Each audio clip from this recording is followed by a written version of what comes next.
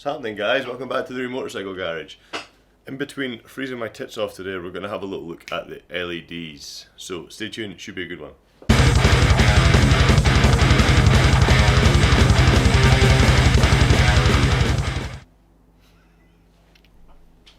So some of you know I have tried to do everything in hard mode and looked past the buoyant market that exists for motorcycle indicators and everything else. And that's purely because I've done an episode on it before, somewhere on the screen. You can have a look at it where I kind of explain the theory behind it. But ultimately, I've gone down a path of wanting to utilize some design skills, some very limited design skills I have, and the tools that I have accessible to me, like a 3D printer, to kind of make some prototypes. I see these lights that go out for sale, the Kellerman type, that you can't even replace the bulb if it goes wrong, and then there's 50, 60, no, 30, 40 quid down the pisser, where I don't really want to do that, but also there's a design that I'd quite like to try and do myself and see if there's an option to try and take that to market. But if not, in the first term, it's here's something that I've done on my bike. So that's been kind of parked for a while because I was struggling to get the diffraction, maybe, or the lights bright enough and visible enough from a distance. So today we picked this up with some of the solutions that I've been looking at, and I don't know if they're going to work, but we can just try them and see what we think, and then yeah, just keep progressing, just keep moving it forward. As an aside, I am still waiting on a few bits and bobs. My dad has 3D printed some more yokes, but I need to get them sent up the road. There's another bit that I need 3D printed. However, my Fusion 360 that again, another video that I'd done a few weeks ago, is my license has expired. I get 1 year free, so I've asked them nicely, please give me more, please, I need this. I need your CAD program. So I'm waiting on getting that a license back for that. Hopefully a free startup license, because I don't really want to have to re-register and everything else. So that should hopefully happen soon. I can get the final bits of design done. And to be honest, hoping if I get that license, then there may be an option to do some more in-depth analysis, even though I've had a few kind offers to look at some of my... Someone said they would maybe potentially look at my finite element analysis that I spoke about in another video to make sure that my yoke's well enough designed. So, however, that's not the point in this video. That was just a little update. So, yes, we will have a look at lights. Who here has fallen for the Amazon trap of, oh, this is good. It's quite cheap. It's not a brand I've heard of, but it's got 450 million reviews as saying it's 5-star. Me, I'm guilty of that sometimes. Normally I look past it and see that it's total bollocks and it's just rebranded Chinesium stuff that's just not going to be any good at all. But this time I thought I would take a gamble, and you can see these flashlights. I mean, there's something wrong with this flashlight. There's a battery in this flashlight, and there's something wrong with it. So and I bought these when I got I bought 2 of these because apparently 2 tactical torches for £8 is something that I really thought would be a really high quality item. So they don't work. And when I first got these were what was it? Start of lockdown, first lockdown, and you could hold on to them for the next 3.5 years until lockdown finished, and then you could take them and return them. And I just thought, you know what, lesson learned. That's a stingy one. £8 is not a stingy one, really, but it is a lesson learned. So these have been sat, and I was waiting to throw them out until I looked at focus. God, I looked at this in a little bit more detail, and I thought that's quite a nice lens on there. This is a torch. A torch is very similar, for all intents and purposes, to an indicator. You have to direct a beam of light. Obviously the torch can be more focused, can be a lot brighter, but ultimately this is a torch that's got a lens on it. Yes, the torch also has a nice bit beneath it that kind of helps reflect the tiny LED. But so I looked at this and I thought that torch lens looks a good size. So me being me, I decided to take it apart and see what it looks like. And lo and behold, the lens is a nice size. Now, I'd spoken before about trying to get lenses made that fit my LED holders. And this is too big, just slightly too big. I would quite like this to sit flush. However, have a look at the little cutaway. However, it does sit nicely, and when you see it, it does magnify stuff. Oh, actually, like next time you see me, I've got like these stuck onto my glasses because I'm a blind asshole. So, what I like about these is that they could offer me a solution to help just make my LEDs a little bit better. So, one thing that's been bugging me about my LEDs is they need a resistor. They do need a resistor. These resistors, I think I can get smaller ones and just still. If you squint, you can almost just see this, but I think you can actually get smaller ones still. But these need a resistor, and for me to try and test these with a battery, I have to rig up a series of bloody crocodile clips and everything else, and it's getting beyond a joke, and it's pissing me off. And I'm obviously not going to have that when I try and run these. So, a few jobs I want to do today. Get these sorted, get these soldered, make sure I've got loads and loads of LEDs. I can't even remember how many I've bought, but some are really super bright. Some will burn your retinas into dust if you want them to. So those are the ones I'm going to use. Now, I have got loads of them, so I need to figure out how many I've got, what the types I've got are again. Then I'm going to try and solder them together. Maybe do some heat shrink or whatever, and just make a package so that I can just take an LED and connect it rather than having to dick around with all that other stuff. And then I'm going to test, right, how do these look when I shove them in, when I use the lens caps that I had before, like this. How do they look? And then how do they look when we add this on top? And I might just like hold it or stick it, but in reality, I think what I might do, there's scope to probably redesign these. This bit's fixed because it fits into the tube, but this bit here could probably be slightly bigger. I don't really want to go and cut the edges off these because I'm not really. If they work, they work.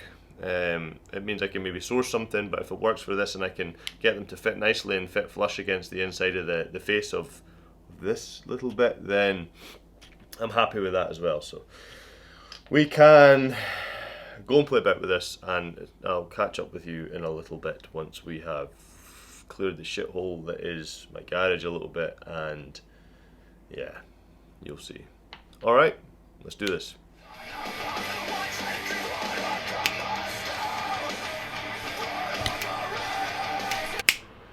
Yes, I changed workbench.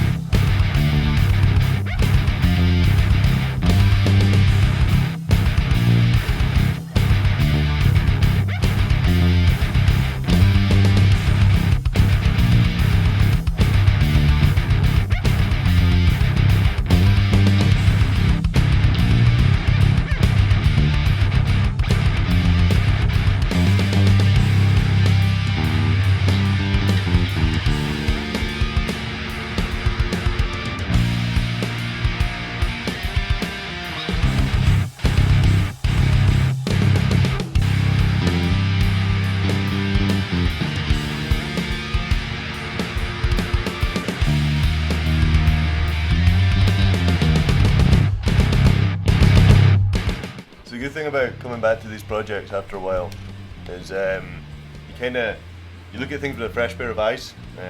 That's the reason I've not done anything for ages, because I wanted to get a fresh pair of eyes in it. So despite almost blinding myself more than I already am, I was running through having a look at the brightness, and I was kind of saying before, it would be nice to have a reflector as well as like an internal reflector like the torches have. bad example. This is another shady torch I've got, but it's got a nice internal reflector on the inside, and that helps just capture the light and point it out the way. And I remembered I bought these little what do you call them? Holders, LED holders that are quite smart, and they're very simple. They're literally just let's see if we can get this. See if we can get this going. It's literally just a little threaded LED holder, but the LED sits nicely inside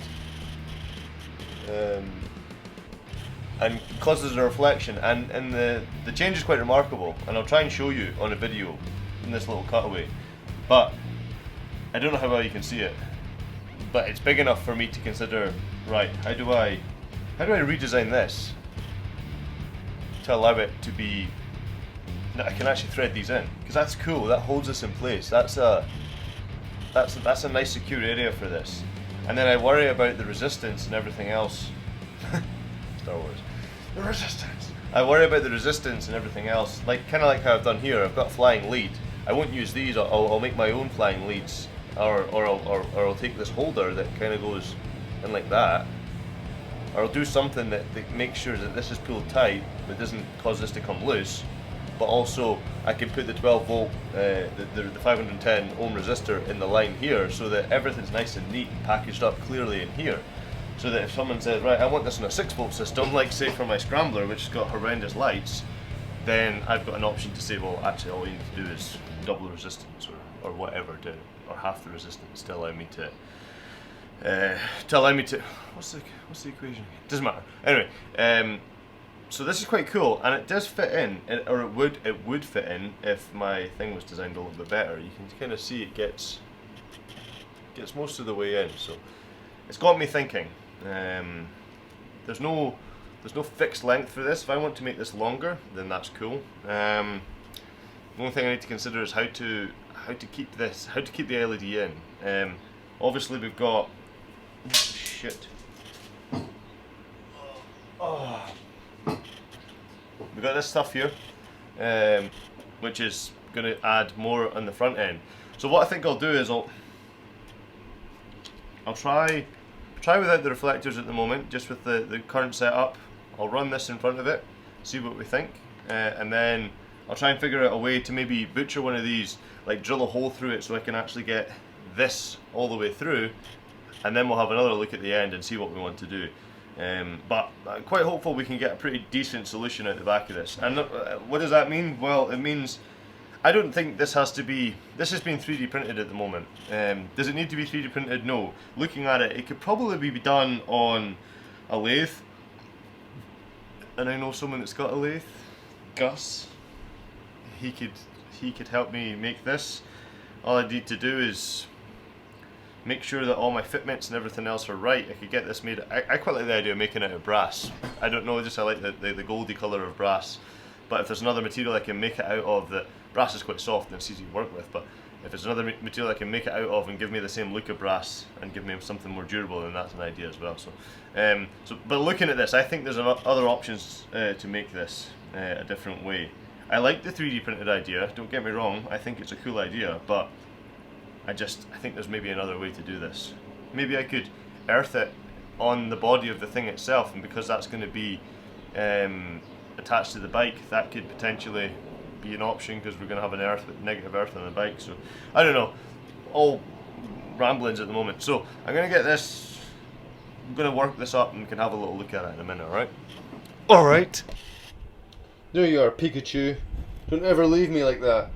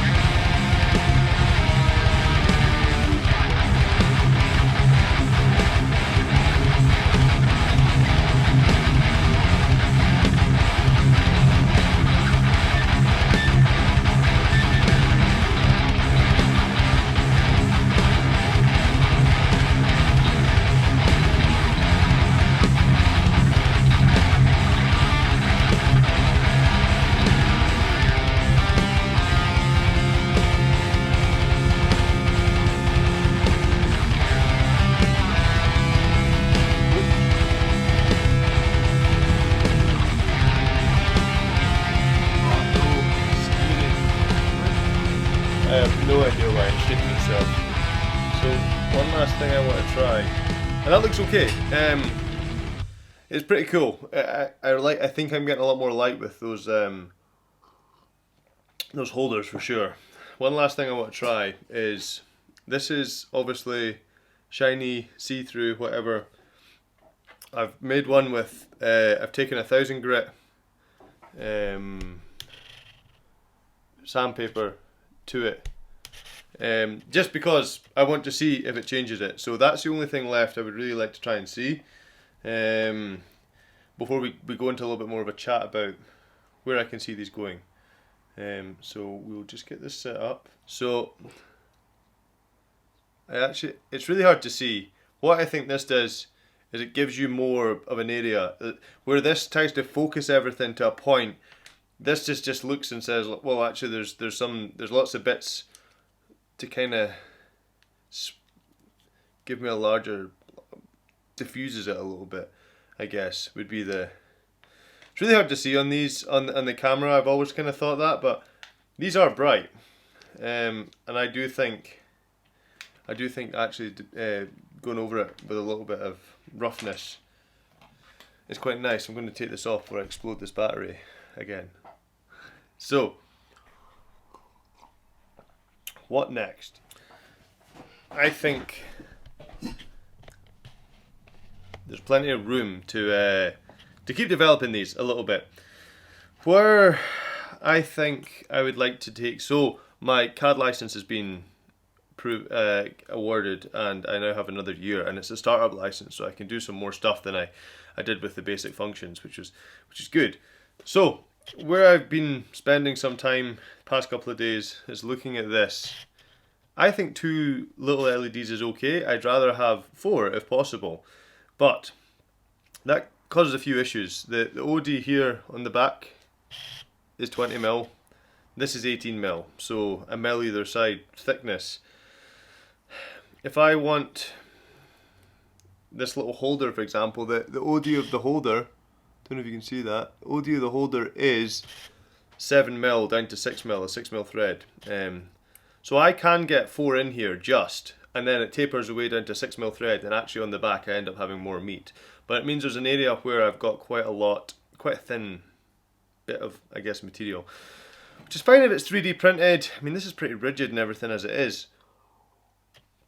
But if I'm going to try and get this made on a lathe, or attempt to try and make this on a lathe, I've got to be pretty damn accurate with my marking out, drilling and everything else. But so what I'm going to do is I'm going to get another version made, another couple versions made with 4 holes for LEDs, just in a square pattern, and I did have a little play about with this. Unfortunately, it's on my other laptop, so I've not anything to show you in this episode at the moment. But I think I'll get 4 in a line, in a little square, 2 indicators. What I quite liked about this though was, you saw in the video that the indicator was pretty obvious compared to the braking, and that is braking. When I use the axle juiced, it actually sends 50% or 60% power to the LED when the lights are on. So in theory, I should be able to have a differentiation between my brakes and my lights just by the way the thing's programmed.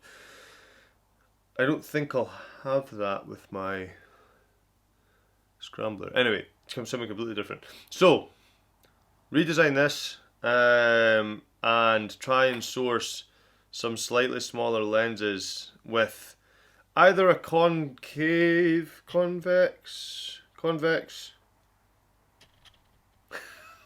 either a convex, or something that looks like this. What I don't like about this as well, I guess, is you can see that it's picking up. Normally you would have an LED bang in the middle of this and it's focusing it to a certain point.